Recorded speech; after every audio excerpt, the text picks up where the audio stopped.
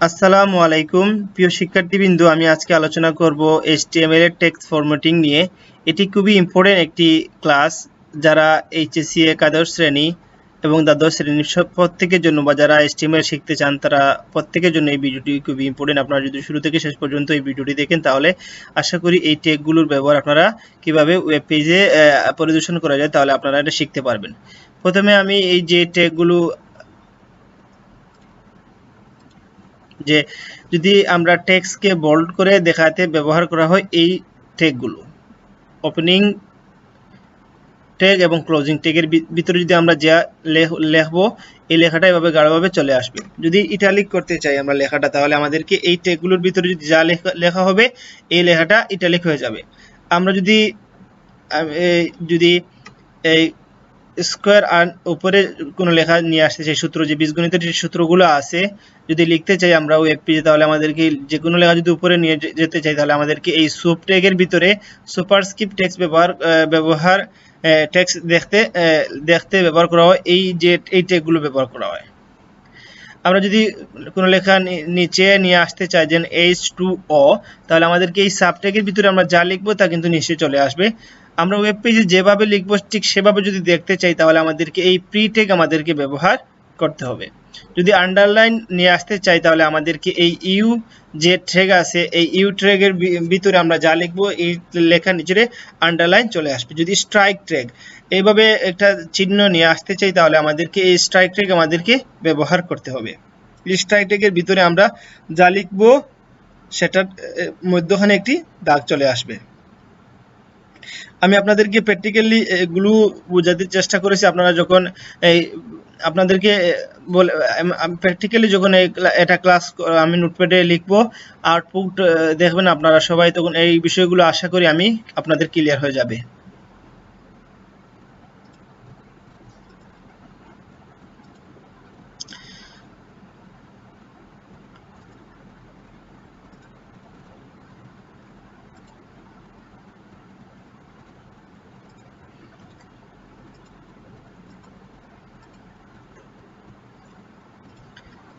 প্রথমে আমি নোটপ্যাডটি ওপেন করে নিচ্ছি। নোটপ্যাড আমি প্রথমে ওপেন করে বেসিক যে স্ট্রাকচার আছে এই স্ট্রাকচারটা আমি লিখে রেখেছি। আমি প্রথমে আমার এই কম্পিউটারে এই বেসিক স্ট্রাকচারটা সেভ করে নিচ্ছি। সেভ এস বা সেভ দিয়ে আপনারা সেভ করতে পারবেন। আমি ডেস্কটপে সেভ করে নিচ্ছি। আমি দিচ্ছি আমার এটা প্রোগ্রাম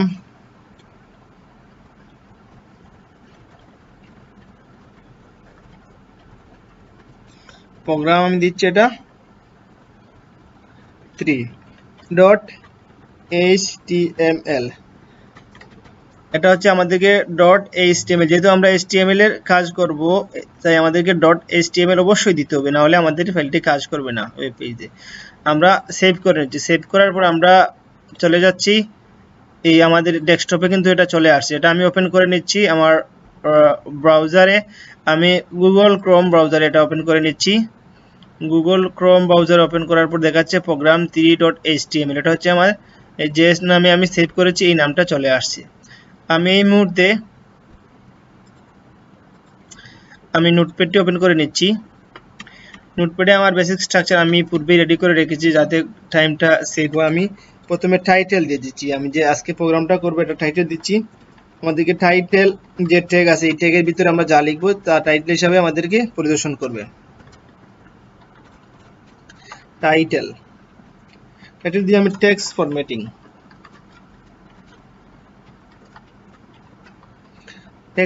দিচ্ছি। আমি আমার টাইটেল ক্লোজ করে নিচ্ছি টাইটেলটা।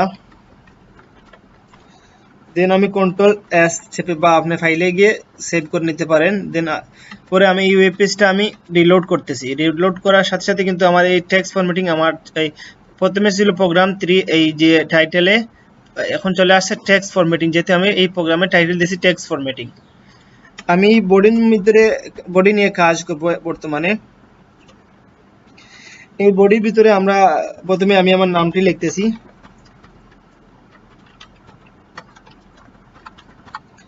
সাদিকুর রহমান। আমরা যদি এই কন্ট্রোল এস দিয়ে সেভ করে অথবা ফাইলে গিয়ে সেভ দিয়ে এই পেজটা আবার রিলোড করি তাহলে আমার নামটা দেখা যাচ্ছে। আমি এখান থেকে ট্যাব চেপে এটা সরিয়ে নিচ্ছি যাতে সুন্দর করে দেখা যায়। আমি আমার নামটি আবার লিখতেছি। যেহেতু আমি এটা এখন লিখবো এই কিভাবে এই লেখার আমার নামটা বোল্ড গাঢ় করে আসে, এটা আমরা বি ট্যাগের ভিতরে বোল্ড ট্যাগের ভিতরে আমি আমার নাম লিখতেছি SAD সাদিকুর রহমান। আমি এটা ক্লোজ করে নিচ্ছি, দেন এটা কন্ট্রোল S দিয়ে সেভ করে নিচ্ছি, অথবা ফাইলে গিয়ে সেভ করতে পারবেন আপনারা। রিলোড করতেছি, দেখা যাচ্ছে সাদিকুর রহমান লেখা চলে আসছে, কিন্তু একই লাইনে চলে আসছে। যদি আমাদেরকে 2 লাইনে আসতে তাহলে আমাদেরকে একটা ব্রেক দিতে হবে, ব্যাকস্ল্যাশ বিআর। এই ট্যাগটা যদি আমরা ব্যবহার করি তাহলে কন্ট্রোল S দিয়ে সেভ করে যদি আমরা আবার রিলোড করি তাহলে এটা এই লেখাটা এটা 2 লাইনে দেখাচ্ছে আমাদেরকে। সাদিকুর রহমান দেখাচ্ছে প্রথম লাইনে, 2 নাম্বার লাইনে দেখাচ্ছে সাদিকুর রহমান গাঢ়ভাবে। যেহেতু আমি এই বি ট্যাগের ভিতরে আমার নামটি লিখেছি তাই এটা গাঢ় করে দেখাচ্ছে। আমরা পরবর্তী যা লিখবো তাতেও যাতে করে ব্রেক আছে, তাই এর জন্য আমি একটি ব্রেক দিয়ে দিচ্ছি, কন্ট্রোল S। আমি যেহেতু কাজটা দ্রুত করার জন্য এটা ড্র্যাগ করে কন্ট্রোল C দিয়ে কপি করে নিচ্ছি, দেন আমি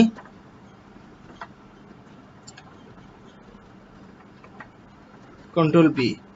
যেহেতু আমরা কিভাবে লেখাটা গাঢ় করে ওয়েব পেজে পরিদর্শন করে আমরা তা শিখে নিলাম, এখন আমরা শিখবো কিভাবে এই লেখাটা একটু ব্যাখ্যা করে দেখা, ইটালিক করে দেখা যায় ওয়েব পেজে। আমরা এই ট্যাগটি আমরা ব্যবহার করতেছি, আই ট্যাগ।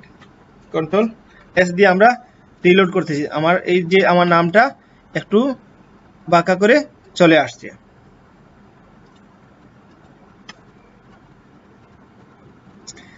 এখন আমরা শিখব কিভাবে একটি ওয়েব পেজে বীজগণিতের বিভিন্ন সূত্র যে আছে সূত্রগুলো লেখা যায়। আমরা যদি লিখি a প্লাস b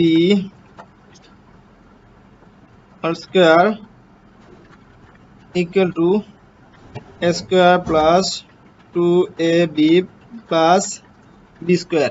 আমরা যে এই মুহূর্তে যদি এটা রিলোড করি কন্ট্রোল S দিয়ে সেভ করে, তাহলে এটা কিন্তু এই সূত্রের আকারে দেখাচ্ছে না। আমি ঠিক এক্স্যাক্টলি যদি সূত্রের মতো দেখতে চাই তাহলে আমাদেরকে এখানে এই যে 2টা আছে এটা সুপ ট্যাগের ভিতরে আমাদেরকে ঢুকাতে হবে, SUP সুপ।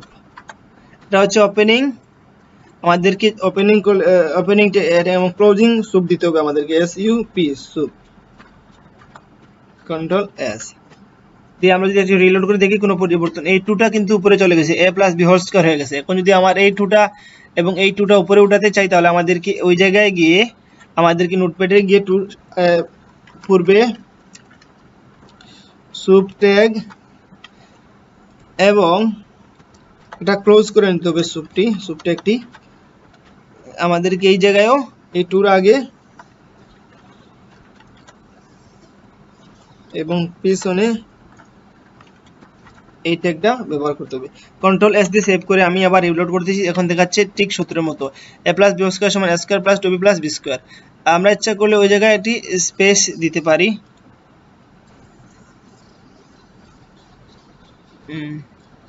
এই জায়গায় একটা স্পেস দিতে পারি,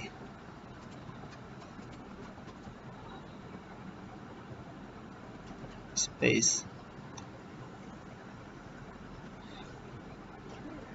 স্কয়ার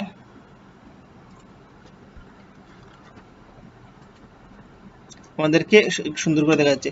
কিন্তু আমরা যদি মাল্টিপল এভাবে স্পেস দিই তাহলে কিন্তু একটি পেজ কাউন্ট হবে, এভাবে মাল্টিপল স্পেস কাউন্ট করবে না ওয়েব পেজ। যদি আমরা এটা মাল্টিপল যেভাবে লিখেছি ঠিক সেভাবে যদি দেখতে চাই তাহলে আমাদেরকে আমি বলেছি প্রি ট্যাগ ব্যবহার করতে পারি। এই প্রি ট্যাগের ভিতরে যদি আমরা এই সম্পূর্ণ লেখাটি দিয়ে দেই তাহলে কিন্তু কন্ট্রোল S আমরা এই স্পেসগুলো চলে আসছে, যেহেতু আমরা প্রি ট্যাগের ভিতরে এই লিখেছি এই সূত্রটি, এই জন্য এই স্পেসগুলো চলে আসছে। আমরা এই প্রি ট্যাগটি মুছে দিচ্ছি যেহেতু আমাদের এটা প্রয়োজন নেই। আমরা এখানে একটা ব্রেক দিয়ে দিচ্ছি যাতে করে আর এই স্পেসগুলো রিমুভ করে দিচ্ছি, এগুলো আমাদের প্রয়োজন নেই এখানে। কন্ট্রোল এস দিয়ে আমি সেভ করে নিচ্ছি আমাদের পেজটা সুন্দর করে। আমরা এখন সাবট্যাগের ব্যবহার শিখব। সাবট্যাগের ব্যবহার আমরা শিখতে হলে এই যে টুর আগে আমাদেরকে ওপেনিং সাবট্যাগ দিতে হবে এবং ক্লোজিং সাবট্যাগ। কন্ট্রোল এস দিয়ে সেভ করে আমরা রিলোড করে নিচ্ছি। সাবট্যাগ আমরা দুঃখিত, আমরা সাবট্যাগ দিয়েছি এই টুর আগে এবং ক্লোজ করে সাবট্যাগটি আমাদেরকে H2 ওই পেজে পরিদর্শন করছে। আমরা আরেকটি ট্যাগ আমরা বলেছি আপনাদেরকে বলবো স্ট্রাইক ট্যাগ। স্ট্রাইক ট্যাগ আমি অলরেডি কিভাবে ওয়েব পেজে বোল্ড করে লেখা দেখানো যায়, ইটালিক করা যায়, এই সুব ট্যাগের ব্যবহার, সাব ট্যাগের ব্যবহার, পি ট্যাগের ব্যবহার, এই যে আন্ডারলাইন ইউ ট্যাগের ব্যবহার দেখেছি। এখন আমরা শিখবো স্ট্রাইক ট্যাগ কিভাবে ব্যবহার করা যায় ওয়েব পেজে, আমরা এটা শিখবো। আমরা একটা ব্রেক দিয়ে দিচ্ছি।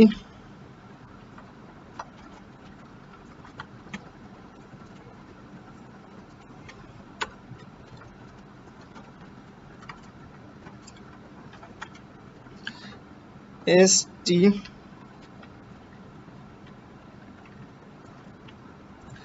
স্ট্রাইক ওপেনিং স্ট্রাইক ট্যাগ এবং এর ভিতরে আমরা লিখতেছি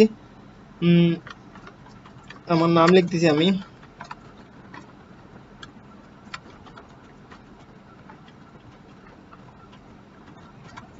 ক্লোজিং স্ট্রাইক ট্যাগ।